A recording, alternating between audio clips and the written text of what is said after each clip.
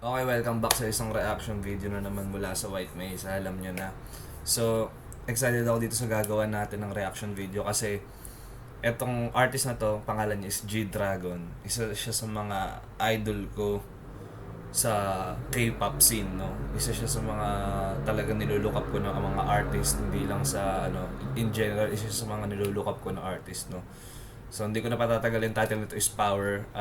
Actually, comeback. Ewan ko, comeback. Totoong comeback na to. Pero ang tagal, sobrang tagal niya hindi naglabas ng kanta. So, actually, akala ko nga retired na siya sa music. Pero, eto pa rin siya.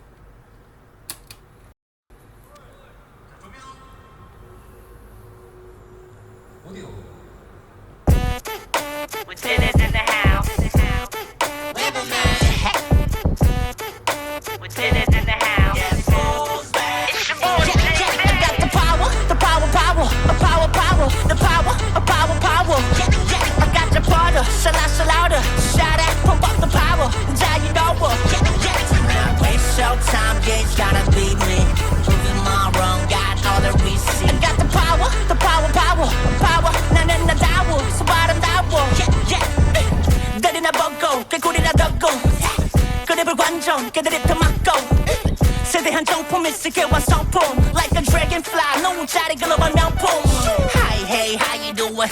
My name is Carl G to the D, yo, go, the living legend Whoa, you still poppin', stock kid, that shit I heard you got the straight flush, forever road, yeah Totoo yun, tol. Para sa akin, yung mga binanggit niya dun sa bar na yun, straight facts lang yan. Talagang, para sa akin, actually, buong K-pop rin siguro.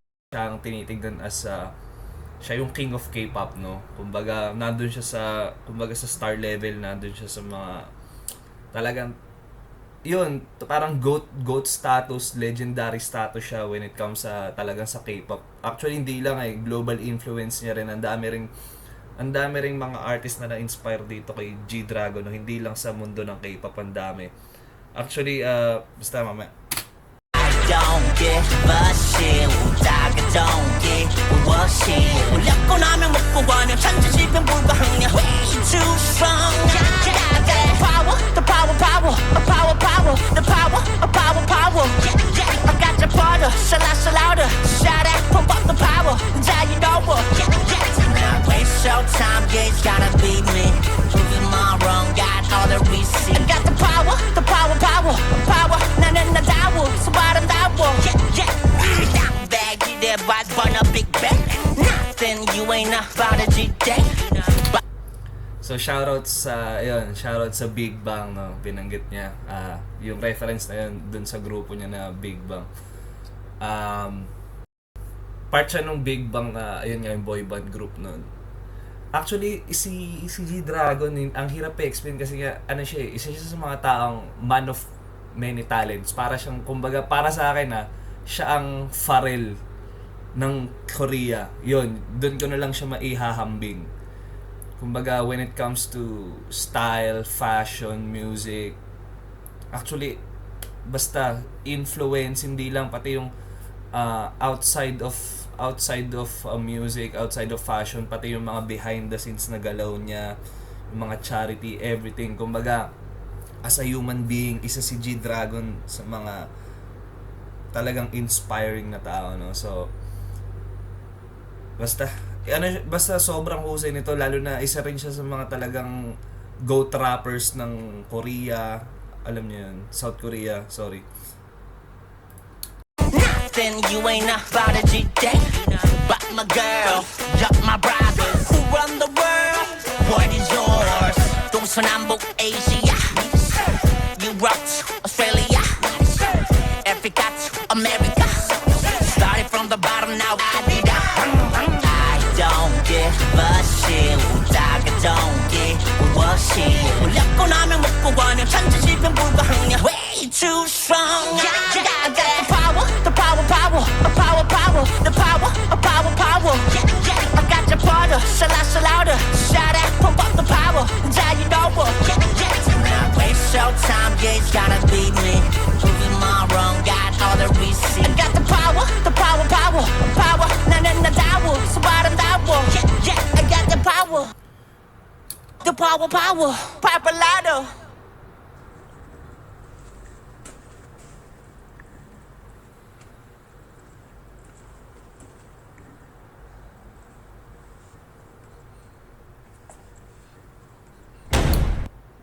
Gusto ko siya pa nag-direct nitong music video na to.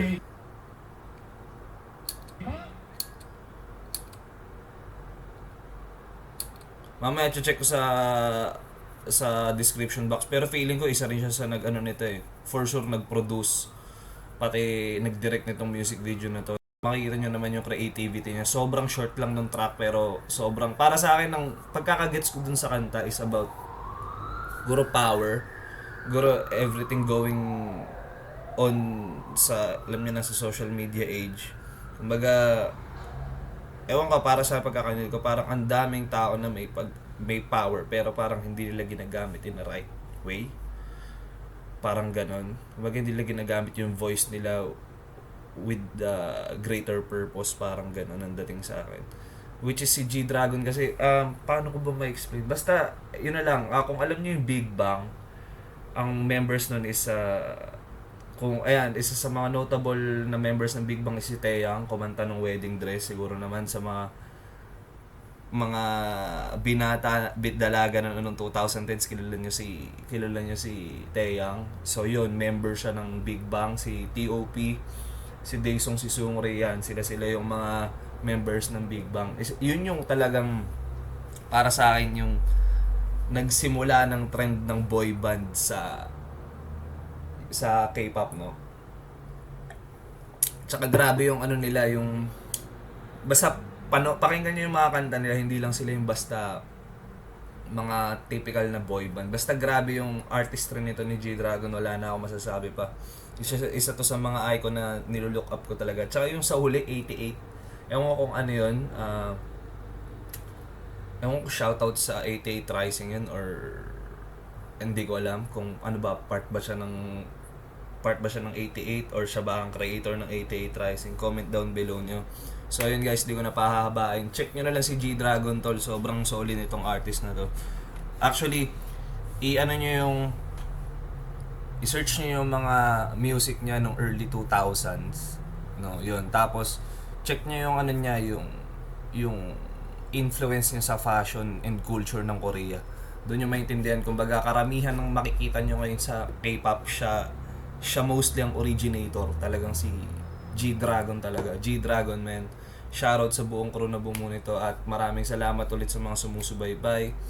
After nito, meron ako i-release na kanta dun sa music channel ko. November 7 yun, Thursday. So check nyo na lang yun. And then after nitong reaction video, mag-upload ulit ako ng podcast. So abangan nyo yun. Thank you guys. Magpa 5K na tayo. Sorry, excuse me. Magpa 5K subs na tayo. So kita-kits ulit. Peace.